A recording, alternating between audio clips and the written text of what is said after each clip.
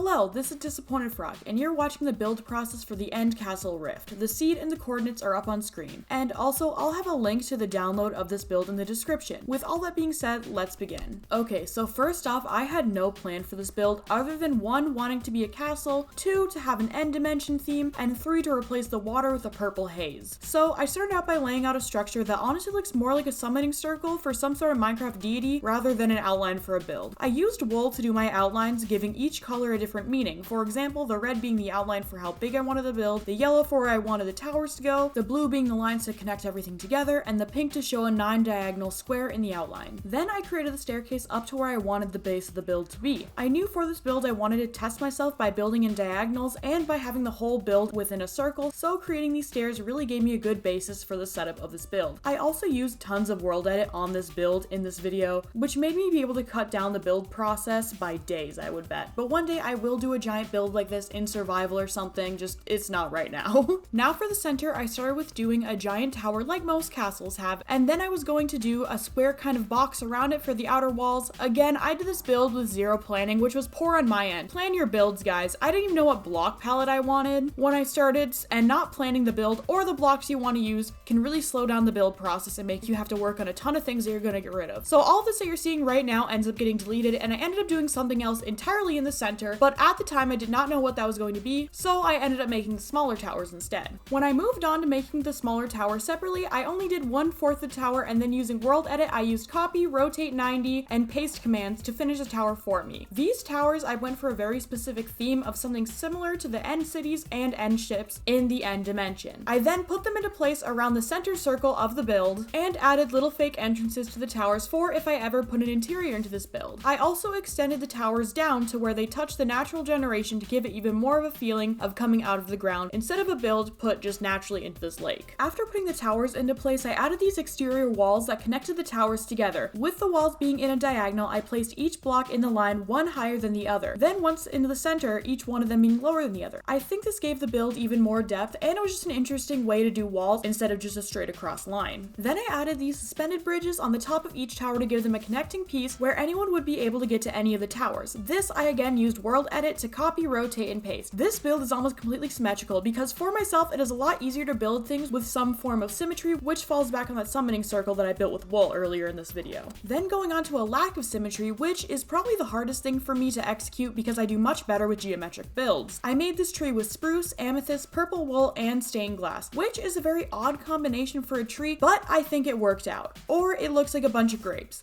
Either way, I'm content with it. I did use a tutorial for this part with world edit, so go check out GeminiTay's video and I'll put that in the description because that's what I used, because oh boy, trying to figure out how to build a tree in Minecraft was an ordeal. Then onto one of the most satisfying parts of this video, in my opinion, of this build, by making the haze effect by putting a layer of magenta stained glass, then a layer of air, then a layer of purple stained glass, and repeating that until I got to the layer I wanted it at. With that, I then did some final touches by completing the bridge to the overworld and putting glass in a little bit of a disarray to give it even more of a particles and portal feeling to it, making it seem more like a liquid instead of just a bunch of layers of glass. Now, I know this isn't the most in-depth way to explain this build, and it's not really a tutorial, but at some point I will give you guys a better walkthrough of a big build like this. But now that I've gotten the time-lapse out of the way, let me go through the world in first person. And first we have this entrance, which I could not tell you how annoying it was to get all these stairs to look like curved.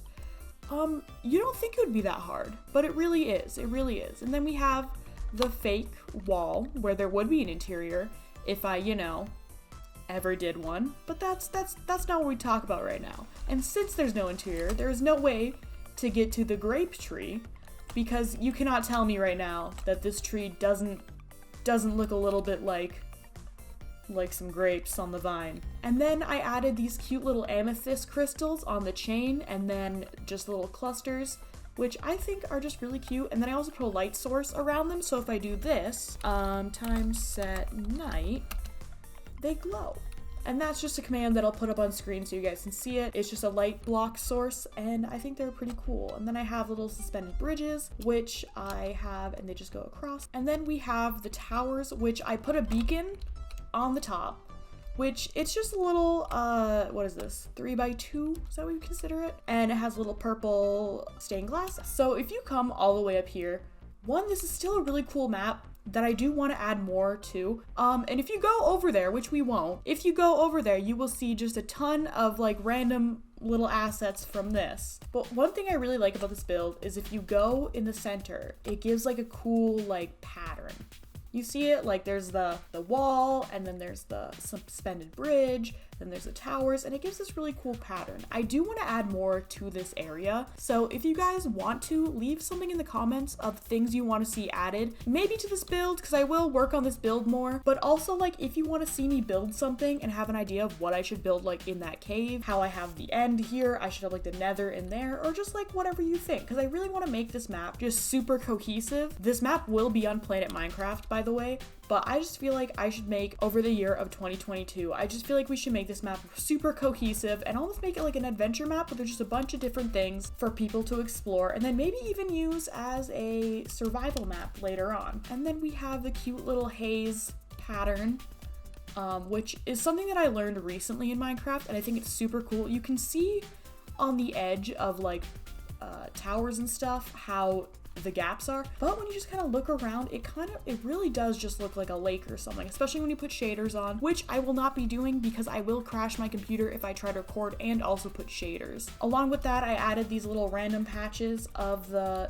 glass blocks to kind of make it like particles that spill over into the overworld, because that's what I was really going for, was a build that kind of looks like it's just extending from the ground up into the overworld, and I think I really pulled that off, honestly. I think I could add more end stone just like around, but to get this video out on time, I will do that in another video, or I'll do it on stream. I really hope you guys enjoyed this video, and I want to make a more cohesive video. I will at some point make a video tutorial on how to build things like this, but in between school, this, and college, it's just a lot on my plate. It's just a lot on my plate for a little frog, you know? Well, no, I'm not a frog. I'm definitely human. I'm definitely human, and I definitely have thumbs.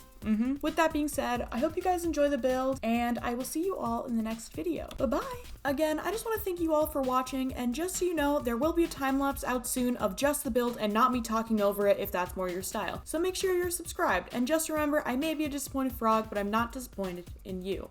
Bye-bye!